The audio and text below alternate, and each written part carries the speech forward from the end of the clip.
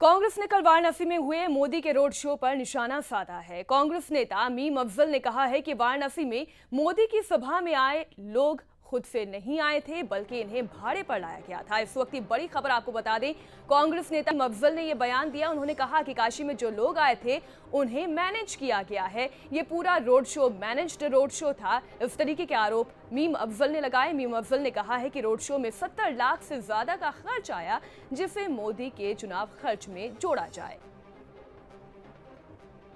इस वक्त की बड़ी खबर, कल वाराणसी में हुए नरेंद्र मोदी के नामांकन के वक्त रोड शो पर निशाना साधा जा रहा है कांग्रेस की ओर से लगातार। और अब कांग्रेस नेता प्रवक्ता मीम अफजल ने भी ये बयान दिया है। उन्होंने कहा है कि पूरी तरीके से ये रोड शो मैनेज किया गया था। 1 लाख लोग एक जैसी टी शर्ट पहने हुए थे। आखिरकार 1 लाख एक जैसी टी शर्ट कहां से मैनेज कर पाए हैं, और ये पूरा रोड शो मैनेज किया हुआ है। और इस मामले में अब वो कार्रवाई की बात कर रहे हैं। उनका कहना है कि 70 लाख का खर्च आया है कल के इस पूरे रोड शो में, और इसे नरेंद्र मोदी के चुनाव खर्च में जोड़ा जाना चाहिए।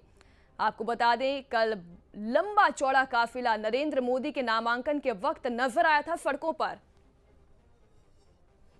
कि इस पूरे इवेंट में सिर्फ एक हीरो था और एक साइड हीरो था।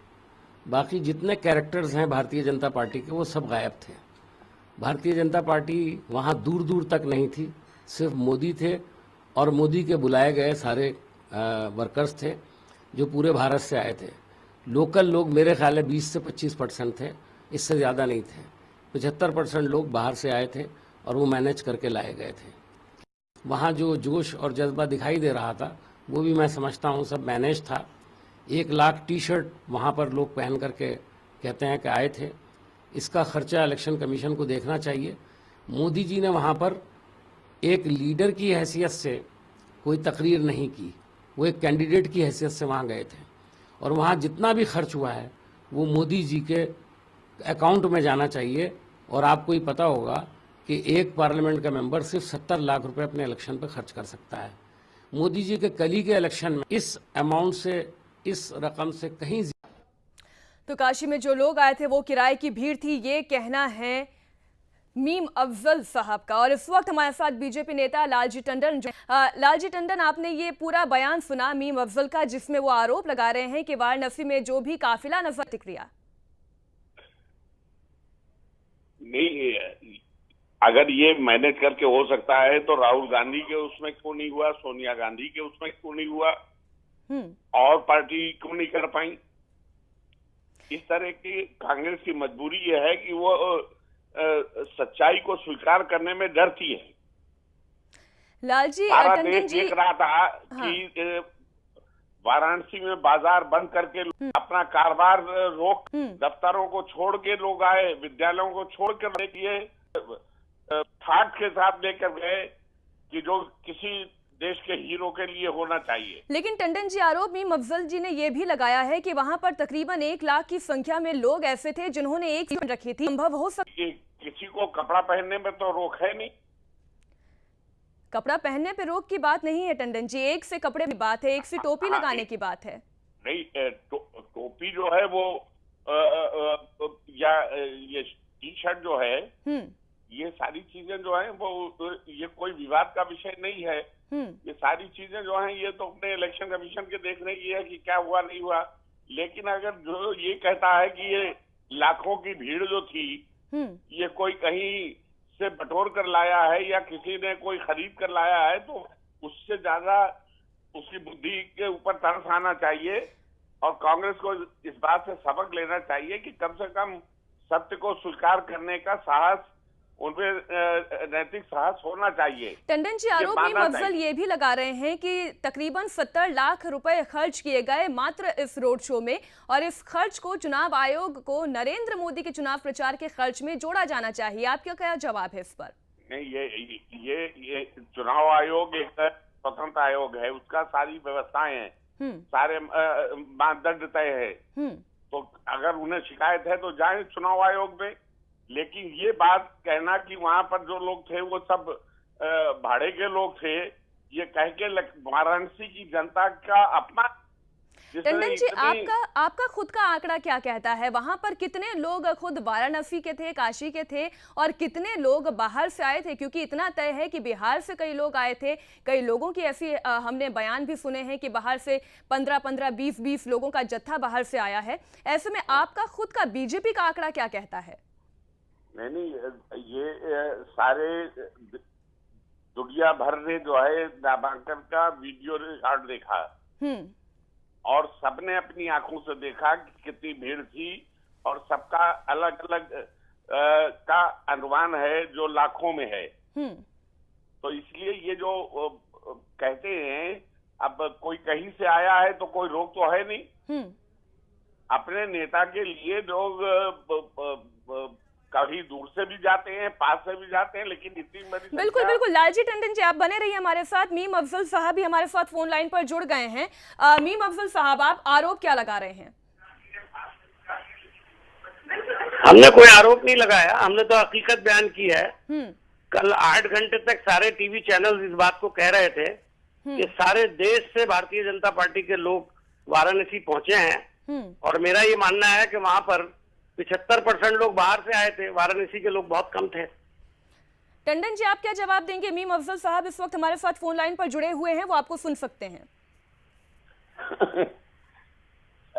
मतलब उन्हें ये जानकारी होगी कि कितनी स्पेशल ट्रेनें आई थी और कितने चार्टर प्लेन आए थे और कितने कहां से लोग आए थे। ये अगर अफजल साहब के पास ज्यादा जानकारी होगी, लेकिन जो आम जनता के सामने आया वो ये कि वहाँ के बाजार बंद थे, वहाँ के विद्यालयों में छात्र नहीं थे, वहाँ पर जो है वो हर कोई अपना कारोबार छोड़कर उसमें शामिल था। तो ये कहना कि जो ये भी सब कहीं बाहर से आकर बाजार बंद करा दिए गए थे। मीम अफजल साहब, टंडन जी जो सवाल उठा रहे हैं वो ये कह रहे हैं कि वहाँ के बाजार बंद थे, वहाँ पर लोग अपनी दुकानें, विद्यालय, लोग कोर्ट कचहरी से निकलकर बाहर आ गए थे, लोगों में जुट गए थे, नरेंद्र मोदी को देखने का वहाँ पर एक जोश नजर आ रहा था। आपके पास ऐसा क्या आंकड़ा है जो आप कह रहे हैं कि ये हवाई बात नहीं बल्कि आप हकीकत बयां कर रहे हैं? देखिए, मैंने तो जो मीडिया रिपोर्ट्स आई हैं उसकी बुनियाद पर ये बात कही है। जाहिर है आंकड़ों की जरूरत होगी तो वो भी दे दिए जाएंगे, लेकिन एक सवाल बड़ा अहम है। लालजी टंडन जी बहुत बुजुर्ग लीडर हैं और देश के वरिष्ठ, बल्कि उत्तर प्रदेश के बहुत वरिष्ठ नेता हैं।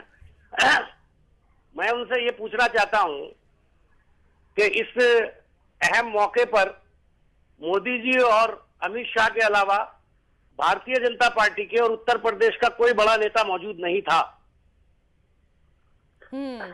जनता तो बहुत आई, लेकिन नेता कहाँ गायब थे ये समझ में नहीं आया अभी तक। टंडन जी, बड़े नेता उत्तर प्रदेश के कहाँ थे? सवाल मीम अफजल साहब का ये है। देखिए, ये और खुद लालजी टंडन जी इतने बड़े नेता हैं, और जो खुद लखनऊ से इलेक्शन लड़ते रहे हैं और लड़ना चाहते थे। अफजल साहब, आप बने रहिए, टंडन जी का जवाब हम इस पे ले लेते हैं। देखिए, ये कोई ऐसी बात नहीं है।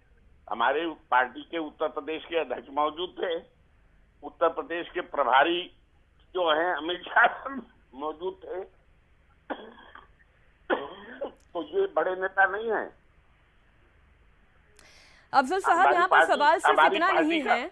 हमारी पार्टी का प्रदेश अध्यक्ष अगर वहाँ पर मौजूद है तो पार्टी का सबसे बड़ा पद तो वही है, और जो पूरे प्रदेश का चुनाव का संचालन कर रहे हैं अमित शाह, वो उसमें मौजूद थे। वो पार्टी के बड़े नेता नहीं है। हर चुनाव में हर नेता का मैं बड़े नेताओं की बात करता हूँ जी। मैं जब बड़े नेताओं की बात करता हूँ तो लालजी टंडन जी को मैं बड़ा नेता मानता हूँ, और जो इनके उत्तर प्रदेश के अध्यक्ष हैं वो मेरे ही जिले यानी मेरठ के रहने वाले हैं। यकीनन वो उत्तर प्रदेश के प्रेसिडेंट जरूर हैं, लेकिन मैं लालजी टंडन जी से बड़ा नेता उनको कभी नहीं मानता हूँ। मुरली मनोहर जोशी जी को बड़ा नेता मानता हूँ, उनका मुकाबला उनसे नहीं किया जा सकता। मैं उत्तर प्रदेश के अलावा अडवाणी जी की बात करता हूँ, सुषमा जी की बात करता हूँ, अरुण जेटली जी की बात करता हूँ, और भी बहुत बड़े बड़े नेता इनकी पार्टी के हैं। तो मीम अफजल सब साहब, आपको साथ दिक्कत थे, ये सब है गायब कि थे। उत्तर मैं ये प्रदेश के कहना बड़े चाहता हूं, मेरी नेता बात सुन ले पहले आप जी। मेरा ये मानना है कि ये सिर्फ मोदी जी का शो था और गुजरात के लोगों का शो था।